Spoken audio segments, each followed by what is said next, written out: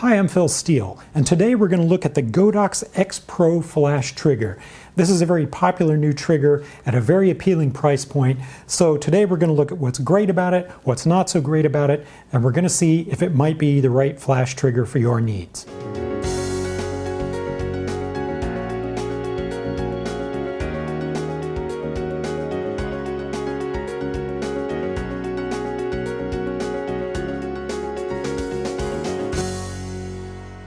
Alright, let's take a look at the Godox XPro flash trigger. Now, some pedantic people say that you should pronounce it Godox, but even if that's true, I don't care, because in the English-speaking market, Godox is a cooler name, so I'm going to do this Chinese company a favor and call it Godox. Now, this is a TTL flash trigger, meaning it can do TTL through the lens, metering and automatic adjustment of your remote flash power. Now, this is in contrast to the older generation of sync-only manual flash triggers where you had to set the power on your flash manually by hand. With the newer generation of triggers, including the Godox, they automatically adjust your flash power just like your flash does when it's sitting on your camera. And of course, if you choose to, you can also use it to set the flash power manually on your remote flash, so it always fires at the same power. The XPro can directly control Godox brand flashes and the larger Godox lights, such as their monolights, without the need for any kind of receiver attached to the flash. But since I don't have any Godox flashes, I bought the receiver, in this case it's the X1RC, C meaning Canon compatible, and I attached it to my Canon flash. Now at present, Godox is making triggers and receivers for Canon, Nikon, Sony, Olympus, Fuji, and Pentax. And one of the great things about the Godox system is that the Godox triggers have cross-brand compatibility with the Godox flashes. In other words, if you have a Godox Canon-compatible flash, you could use your Godox trigger for any brand, Sony, Nikon, Canon, whatever, to trigger that flash. Now this could save you money if you use more than one camera system, or if you're in between systems, say you're migrating from Canon to Sony. Because now any Godox flash that you buy can be used with any of your trigger systems, and that's pretty cool. But in my case, I already have so many Canon compatible flashes that I don't need to buy anymore. So I didn't buy a Godox flash, I just bought the receiver, the X1 receiver, and attached it to my existing Canon flash. Now the XPro is a huge improvement over the previous Godox flash trigger called the X1T. Now, I never bothered to buy an X1T because compared to my favorite triggers like the Godox Odin or the Yongnuo YN622, I just considered the X1T to be not ready for prime time. It was just too clunky and hard to use. But the XPro is a huge step up. It's very convenient, very full-featured, so let's take a look at some of the reasons why. You can see right off the bat that it has 5 group buttons along the side that allow you to instantly select any of your 5 groups of flashes. That's super convenient. Now once you have a group selected, then you can use the mode button here to change it from TTL to manual or to off. And while a group is selected, you can just use the dial to change that group's power. One thing that drives me crazy about this trigger is that after you change the power, if you forget to hit the set button, then that setting is not actually locked in. It may look like it is, but it's not. Now, I much prefer the behavior of the Godox Odin and the Yongnuo YN622, where if you change a setting and then just don't touch it for a couple of seconds, that setting is automatically locked in.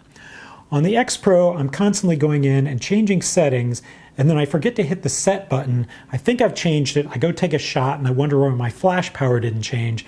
I come back and look and I see I forgot to hit set. Now maybe I can develop that habit, but it just seems like a needless extra step to me.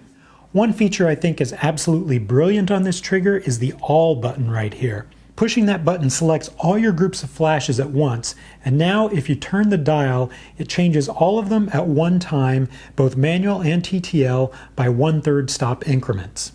This could be a huge time saver if you're shooting in changing light. For example, at sunset, where as the ambient light falls, you could change the power of all your flashes at once with that one adjustment instead of having to change them all separately. Another brilliant feature of this trigger is this button called TCM. That stands for TTL Convert to Manual. What this allows you to do is to take a quick test shot in TTL mode just to get your flash power approximately right. Then, if you press and hold that TCM button, the XPro converts your TTL power setting into a manual setting, and now it's locked in. And then, of course, you could further dial it in more precisely if you need to, but this could be a huge time saver in the often tedious trial and error process that goes into finding the right manual power setting. Now you just leapfrog right to the end of that process. That's really an ingenious feature. All right, we're halfway through, and I just want to take a few seconds to let you know that if you like my videos, you can find a lot more of them on my website at steeltraining.com, including many that are not on YouTube. And you can also check out my new full-length video course called Advanced Off-Camera Flash Photography, where you can go out in the field with me and do all kinds of photo shoots using these triggers, all of these different triggers, for all kinds of shoots. We do everything from portraits to event photography, night photography, product photography, fashion shoots. We cover it all. You can find all the free videos and all my full-length photography courses on my website at steeltraining.com. Another great feature of this trigger is that it has a focus assist beam to help you focus in the dark. Here's what it looks like shining on a wall. And another cool thing that they do is they give you a little power switch for that focus assist beam so that you don't have to have it shining when you don't need it. I like the fact that both the transmitter and receiver each take two AA batteries, which is the most convenient format. But there's one little thing that annoys me about this transmitter. Whenever I put in a fresh set of rechargeable batteries, the battery level indicator never shows full. It may show 2 bars or 1 bar, but never full. Now, I know this is because the rechargeable batteries have a slightly lower voltage than the old alkaline batteries, and this throws off the accuracy of the meter. But seriously, is anybody still using alkaline batteries in their camera gear? Expensive throwaway alkaline batteries that corrode and destroy your gear if you forget and leave them in there?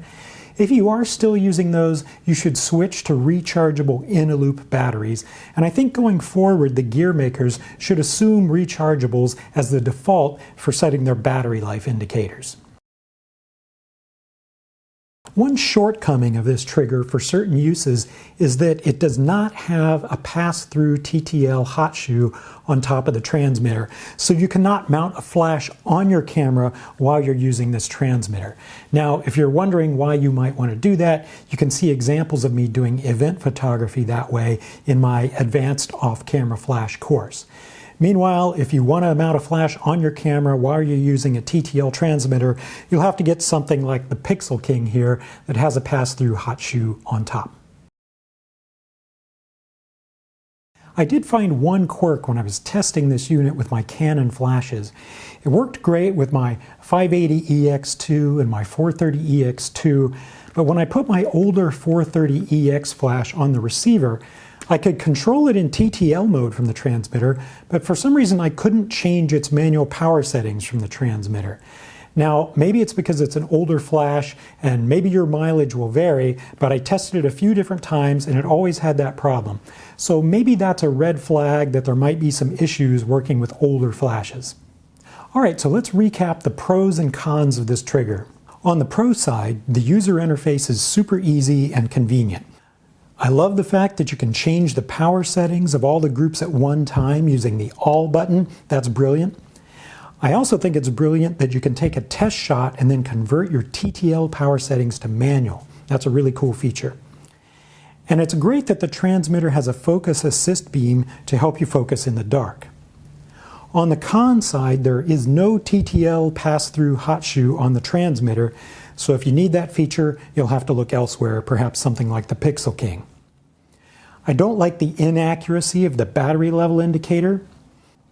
You may have problems with older flashes, as I did with my Canon 430EX. And of course, the manual is the typical poor Chinese translation, so you'll be looking up information online if you have any questions. I really don't understand, with all the money these Chinese companies put into R&D and manufacturing, why they don't just hire a native English speaker to edit their manual. It can't be that hard to find one with all the unemployed English majors that are out there looking for work. And as a former technical writer myself, these badly written manuals are really a pet peeve of mine. Nevertheless, the bottom line is the XPro is a very capable, easy-to-use trigger at a very appealing price. Its cross-brand compatibility with all the Godox flashes makes it even more appealing. So all in all, it may be the best value for your dollar in the current marketplace. Alright, I hope you found that helpful, and I'll put links down below to all the gear that I mentioned in this video. And if you want to see more of my tutorials, including my full-length course on advanced off-camera flash photography, you can find all of that on my website at steeltraining.com.